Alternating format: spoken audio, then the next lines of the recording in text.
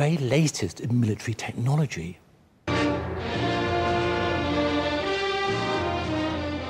This newsreel is a reminder that the end of World War II didn't bring an end to active service abroad for British troops.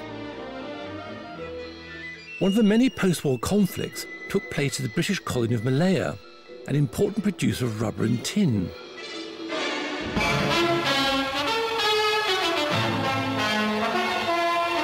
At Kompong Norton, a village 40 miles north of Kuala Lumpur, A Company of the 1st Battalion, the Worcestershire Regiment, get ready for a patrol. Their job? To hunt down red terrorists from the jungle nearby.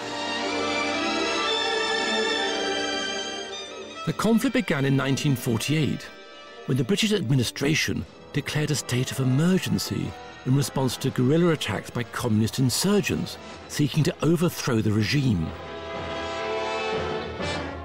British and Commonwealth troops were deployed to fight the rebels, who were based deep in the dense jungle that covered much of the territory. The conditions were challenging, and in 1953, some state-of-the-art military technology was sent to Malaya.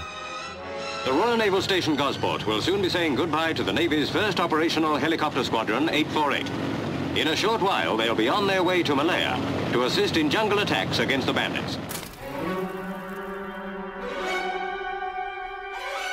This amateur footage was filmed by a helicopter pilot who served with the 848 Squadron in Malaya.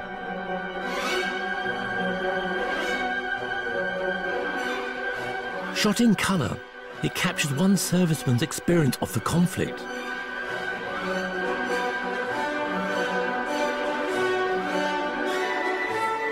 It's also a valuable record of one of the first times helicopters played a major role in a military operation.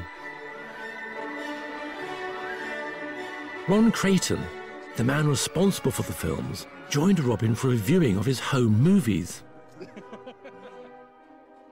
So, Ron, when did you actually last see these films? It was approximately, I think, 10 to 15 years ago. Ron started flying helicopters in 1952. His footage provides a pilot's eye view of the Malayan landscape. These are great shots that obviously you're taking from that helicopter. I'm taking the other one. Are you flying and filming simultaneously? Yes. I lock everything up. A brave or a foolhardy man, I'm not sure. In 10 minutes, the helicopter could cover distances that would take 10 hours on foot.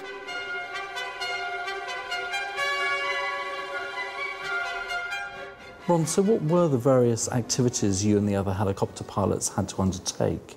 Well, we had several, actually. Mainly was lifting troops into the deep jungle to save them days of hacking through undergrowth and, of course, taking them out when they'd finished and bringing them back. We brought out the communists who'd been shot or injured, and we brought out our own casualties.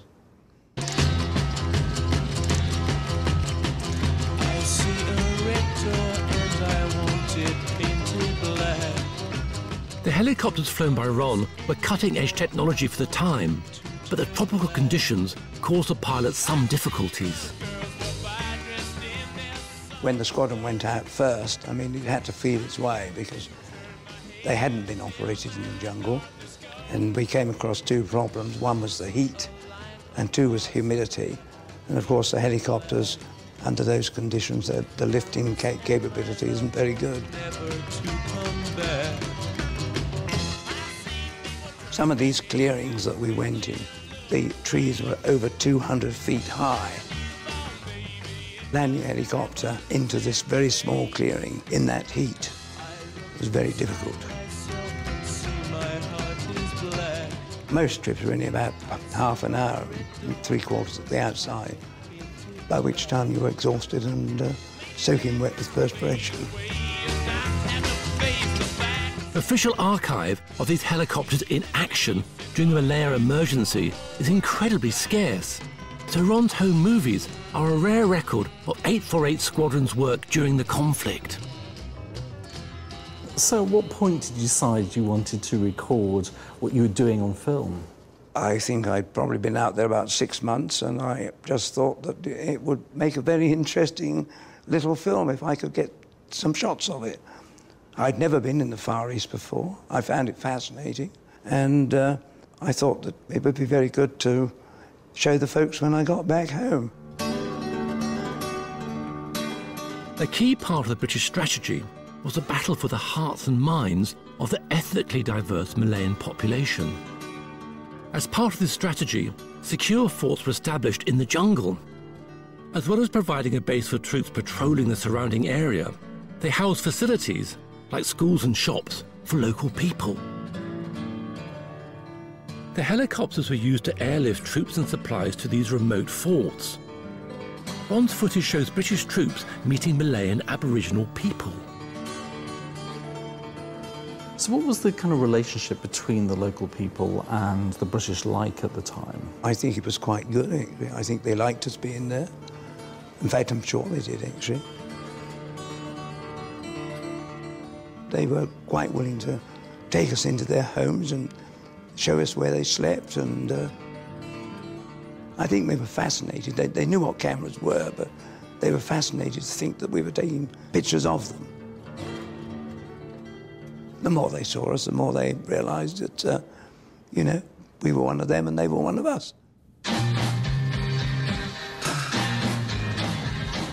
In 1957, Britain granted Malaya independence. As this was a key objective of the insurgents, self-rule effectively led to the end of the emergency in 1960. During their time, Ron and his fellow pilots lifted more than 41,000 troops and over 370,000 kilos of supplies. I can't get no relief.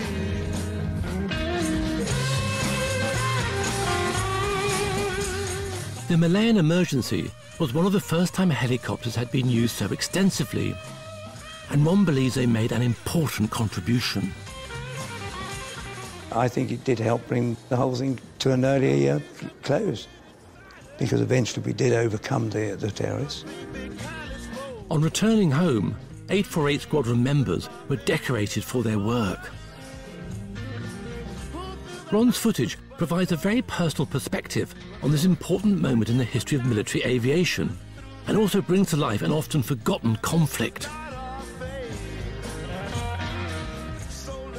Well, Robin, Ron's film really is a remarkable monument. I mean, both for artistically and for its content, to a now sort of forgotten but incredibly significant moment in Britain's post-war history.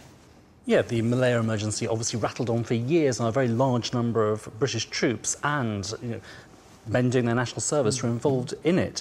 What I find so extraordinary about the footage is the immediacy of it.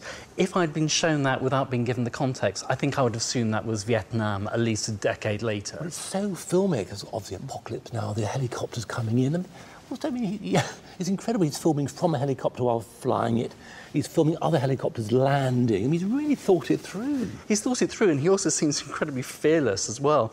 But it's the sense that you're almost watching a kind of movie making which later filmmakers would use. You know, obviously the handheld and the handheld camera from the perspective of the helicopter is incredibly dramatic, very, very immediate. You're there amongst the action. But it also, as well as the military side, takes great pains to show the local community, so, you know, we can see who we're amongst. You've got this extraordinary environment where the building of the 12 forts across Malaya, where you've got a mix of military base, but also these basically refuges for the indigenous population, and a strange mix of people, and therefore being able to record that is a great record. It's incredible, you know, ethnic Chinese, the Malays, and then you also get, of course, the Aboriginal people. I mean, that must be, I mean, really early, and I mean, can't be much footage of those people, you know, from that period. Certainly not in colour. That's what makes it so significant. Well, during our search for Britain's Forgotten Home movies, we found some filmmakers who'd shot over 100 reels. One of the biggest hauls was shown to us by a couple of collectors we